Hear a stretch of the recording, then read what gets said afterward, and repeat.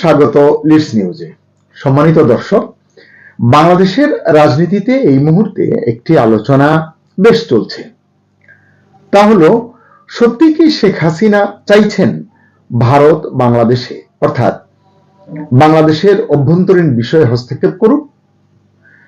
ভারতীয় এক গণমাধ্যমে তার এক সাক্ষাৎকারের পর এই আলোচনার পালে হাওয়া লেগেছে। বৃহৎ সাক্ষাৎকারটির এক জায়গায় তিনি বলেছেন, I urge India to stand firmly for democratic principles, minority rights, regional peace and free, fair and inclusive elections in Bangladesh. Bangla করলে অর্থ দাঁড়ায় অনেকটা এরকম, আমি মানে শেখ হাসিনা ভারতকে বাংলাদেশে গণতান্ত্রিক নীতি, সংখ্যালঘু অধিকার, আঞ্চলিক শান্তি এবং অবাধ, সুষ্ঠু ও অন্তর্ভুক্তিমূলক নির্বাচনের পক্ষে দৃঢ়ভাবে দাঁড়ানোর আহ্বান জানাচ্ছি। এই আহ্বান শেখ হাসিনা জানিয়েছেন। এটুকু শোনার পরই কাছে কি চাইছেন? বাংলাদেশের অভ্যন্তরীণ রাজনীতিতে হস্তক্ষেপ চাইছেন, নাকি শুধু গণতান্ত্রিক নৈতিক অবস্থান আহ্বান করছেন, কামনা করছেন? খেয়াল করলে দেখবেন সাক্ষাৎকারের কোথাও তিনি ইন্টারভেনশন শব্দটি ব্যবহার করেননি, মানে হস্তক্ষেপ এটি ব্যবহার করেননি। বলেছেন stand for democracy, minority rights, inclusive elections. তারপরও যারা এই বক্তব্যের সমালোচনা করছেন তারা বলছেন বাংলাদেশ যেহেতু একটি সার্বভৌম রাষ্ট্র এবং নির্বাচন বাংলাদেশের অভ্যন্তরীণ বিষয়, এই জন্য প্রতিবেশী রাষ্ট্রকে মানে ভারতকে প্রকাশ্যে আহ্বান জানাতে হবে কেন? তাই এটি বিদেশি শক্তিকে দেশের বিষয়ে, অভ্যন্তরীণ বিষয়ে হস্তক্ষেপ করার আহ্বানের শামিল। এছাড়াও শেখ হাসিনা বলেছেন রিজিওনাল পিস, এই কথাকে তিনি এই সাক্ষাৎকারে গুরুত্ব দিয়ে বলেছেন নেইবার্স আর অ্যালার্মড, অর্থাৎ আঞ্চলিক নিরাপত্তা এবং প্রতিবেশীদের জন্য ঝুঁকিহীন স্থিতিশীলতার প্রশ্ন এখানে আছে।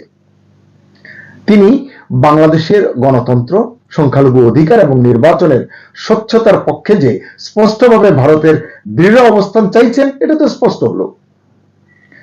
নৈতিক ও কূটনৈতিক অবস্থান বিবেচনায় যদি মূল্যায়ন করেন তাহলে দেখা যাবে তিনি আহ্বান জানাচ্ছেন ভারত যেন বাংলাদেশের গণতান্ত্রিক নীতির পক্ষে দৃঢ় থাকে। এখন এটিকে আপনি হস্তক্ষেপ বলবেন, না নৈতিক ও কূটনৈতিক সমর্থনের অনুরোধ বলবেন? বাংলাদেশে সংখ্যালঘুদের নিরাপত্তা এবং নির্বাচন স্বচ্ছতার পক্ষে ভারতের দৃঢ় অবস্থান কামনাকে কি বলবেন আপনি? বাংলাদেশের অভ্যন্তরীণ প্রক্রিয়ায় সরাসরি হস্তক্ষেপের আহ্বান? জানি না। বাংলাদেশে অস্থিরতা হলে তা শুধু দেশের নয়, প্রতিবেশী দেশগুলোকেও প্রভাবিত করবে। এই আহ্বানকে কেউ হস্তক্ষেপের আহ্বান বলতে পারেন? আপনি কি বলবেন? এটি আপনার বিষয়। আসলেই এটা কি নৈতিক ও কূটনৈতিক অবস্থানের আহ্বান নাকি হস্তক্ষেপের দাবি? এই প্রশ্নটি বারবার উঠবে এবং এর সমাধান আপনাকে আমাকেই নিশ্চিত করতে হবে, আমাদেরকে বের করতে হবে আমরা আসলে এটিকে কিভাবে দেখছি। প্রসঙ্গত এখানে আরেকটি বিষয় অনেকের মনেই প্রশ্ন জাগাচ্ছে, কিছুটা হাস্যকর আবার একেবারে উড়িয়ে দেওয়ার মতো নয়। সেটি হচ্ছে ট্রাম্প যেমন নিকোলাস মাদুরোকে ভেনেজুয়েলা থেকে তুলে এনেছেন তার বাহিনী দিয়ে, নরেন্দ্র মোদী কি ইউনূসকে ঠিক সেভাবে তুলে নিয়ে যাবেন? এরকম প্রশ্ন অনেকের মনে উঠছে, অনেকে এগুলো আলোচনা করছেন সোশ্যাল মিডিয়ায়, কিন্তু আপনারা এগুলো দেখছেন হয়তো। এইরকম আশঙ্কার সঙ্গে শেখ হাসিনার এই সাক্ষাৎকারের এসব দাবি এবং যুক্তির কোনো যোগসূত্র আছে কিনা আমি জানি না, থাকতে পারে কিনা তা বলতে পারছি না। শেখ হাসিনা কি ভারতের হস্তক্ষেপের মাধ্যমে আন্তর্জাতিক এবং আঞ্চলিক চাপ তৈরি করতে চাইছেন? সাক্ষাৎকারটি বিস্তারিত যদি পড়েন আপনারাও আসলে এ থেকে সিদ্ধান্তে পৌঁছতে পারবেন। আমার ধারণা, আমাকে যদি জিজ্ঞাসা করেন, বাস্তবে এমন কোনো সম্ভাবনা আমি দেখছি না, কিন্তু এ ধরনের কল্পনা অনেকের মনেই থাকতে পারে, অনেকের মনেই এটি আছে বলে মনে হয়, নয়তো সোশ্যাল মিডিয়ায় এত আওয়াজ কেন? সাক্ষাৎকারে শেখ হাসিনা সরাসরি অভিযোগ তুলেছেন ইউনূস সরকার নিজেদের ব্যর্থতা ঢাকতেই, সরকারের ব্যর্থতা ঢাকতেই পরিকল্পিতভাবে ভারত বিরোধী মনোভাব উস্কে দিচ্ছে দেশের ভেতরে। আপনার কি মনে হয়, ভারত বিরোধিতা কি সত্যি জনগণের স্বতঃস্ফূর্ত ক্ষোভ? মানে 18 কোটি বা 20 কোটি যাই বলুন জনসংখ্যা, তার কতটা আসলে ভারত বিরোধিতার যে মনোভাব এটি ধারণ করেন, নাকি এর পেছনে সত্যিই আছে কোনো রাষ্ট্রীয় প্রশ্রয় বা রাষ্ট্রীয় কোনো ইন্ধন? এটিও ভাবা দরকার। শেখ হাসিনা বলেছেন তিনি ভারত বিরোধিতাকে বিচ্ছিন্ন ঘটনা হিসেবে দেখছেন না, দেখছেন অন্তর্বর্তী সরকারের রাজনৈতিক কৌশল হিসাবে। তার দাবি, আইন শৃঙ্খলা পরিস্থিতির অবনতি, সংখ্যালঘুদের উপর হামলা, নির্বাচন নিয়ে অনিশ্চয়তার চাপের মুখে সরকার দায়েরাতে বাহ্যিক শত্রু তৈরি করছে এবং এ কারণেই তারা ভারত বিরোধিতার জিগির তুলছে, এটিকে সামনে নিয়ে আসছে। এটি শেখ হাসিনার বিশ্লেষণ বা তার অভিযোগ। শেখ হাসিনা বলছেন, বাংলাদেশ ভারত সম্পর্ক স্থিতিশীল থাকলে দেশের সংকটগুলো সামনে চলে আসে। মানে ওই জায়গায় যদি নীরবতা থাকে, শান্তি থাকে, তাহলে দেশের সংকটগুলো সামনে উদ্ভাসিত হয়, সামনে আসে। সেই সংকট আড়াল করতেই ভারত বিরোধী আবেগ ব্যবহার করছে ইউনূস সরকার।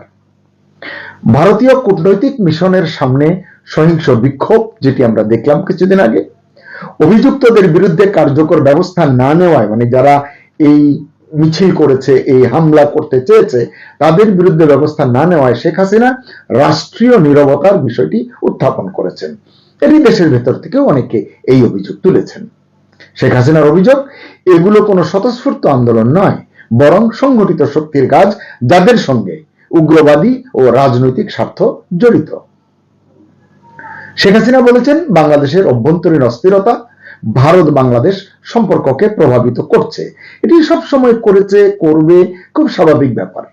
তার মতে সরকার দেশের ভেতরে আইন শৃঙ্খলা নিয়ন্ত্রণে ব্যর্থ, প্রতিবেশী রাষ্ট্রের সঙ্গে স্থিতিশীল সম্পর্ক রক্ষায়ও সরকার ব্যর্থ। এ কারণেই তিনি বাংলাদেশে অন্তর্ভুক্তিমূলক বিশ্বাসযোগ্য নির্বাচন, গণতন্ত্র ও স্থিতিশীলতার প্রশ্নে এবং সংখ্যালঘু সুরক্ষার পক্ষে নৈতিক অবস্থান নেওয়ার জন্য ভারতের প্রতি আহ্বান জানিয়েছেন। তিনি বলেছেন, আওয়ামী লীগকে নির্বাচন থেকে বাদ দিয়ে সরকার যে বৈধতার সংকটে পড়েছে, সেই সংকট সামলাতেই দেশের ভেতরে বিভাজন তৈরি করছে এই সরকার। এরই একটি বড় হাতিয়ার হচ্ছে এই ভারত বিরোধিতা।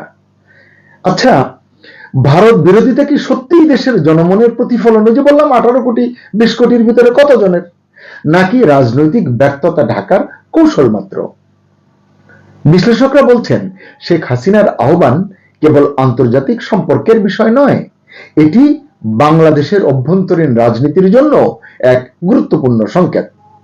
তারা বলছেন, বাংলাদেশের রাজনীতি এখন শুধু অভ্যন্তরীণ বিষয় নয়, বরং প্রতিবেশী ভারতের প্রতিক্রিয়া এবং আঞ্চলিক ব্যালেন্সের উপরও নির্ভর করছে।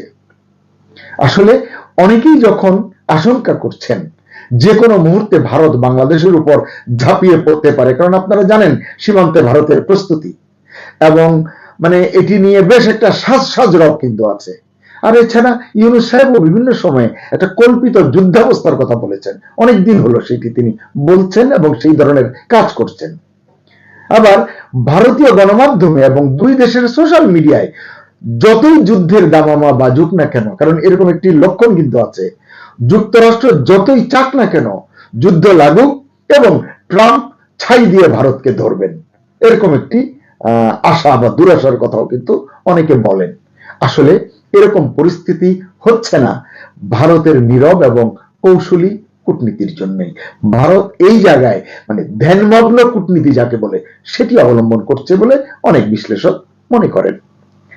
রাজনৈতিক বিশ্লেষকরা বলছেন, ভারত শেখ হাসিনাকে আশ্রয় দিয়েছে, সম্মানের সঙ্গে রেখেছে এবং আরো হয়তো রাখবে, কিন্তু শেখ হাসিনার জন্য এই মুহূর্তে ভারত কোনো বৈশ্বিক ঝামেলায় জড়াবে না।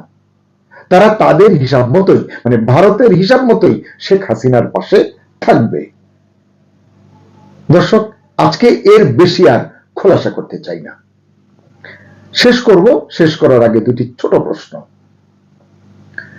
ভারতের উদ্দেশ্যে শেখ হাসিনা যে আহ্বান করেছেন, তা কি হস্তক্ষেপের না কূটনৈতিক অবস্থানের আহ্বান? 2, সরকারের যে ভারত বিরোধিতার কথা বলছেন শেখ হাসিনা, তা কি স্বতঃস্ফূর্ত নাকি পরিকল্পিত? আপনার মতামত জানান কমেন্টে। সবাই ভালো থাকুন, সুস্থ থাকুন, নিরাপদে থাকুন। আল্লাহ হাফেজ।